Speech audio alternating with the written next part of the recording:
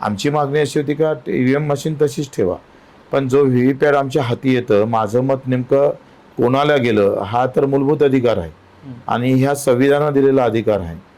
तो अधिकाराची आम्ही पाहतो अवहेलना याच्यामध्ये.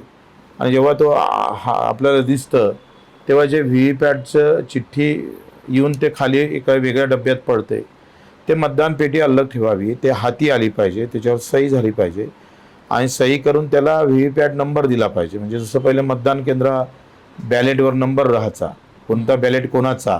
ते जर मी म्हटलं की माझं मत कुठं गेलं ते पाहायची सोयच नाही आहे आणि ते पाहायला भेटणारच नाही. तर व्हीव्हीपॅटला जर व्हीव्हीपॅट क्रमांक दिला आणि खाली जर सही घेतली काही पूर्वीप्रमाणे, तर दूध का दूध पाणी का पाणी होते. म्हणजे आम्ही EVM मशीन बदला म्हणतो का, तर बिलकुल नाही. फक्त एक पर्यायी व्यवस्था चांगली करा. ते व्हीव्हीपॅटसाठी एक मतपेटी द्या, ते मॅन्युअली त्या मतपेटीत मत टाकल्या जाईल. इकडे जेव्हा शंका येईल तेव्हा हे मतं मोजल्या जाईल. एवढं BJP करायला तयार नाही आहे.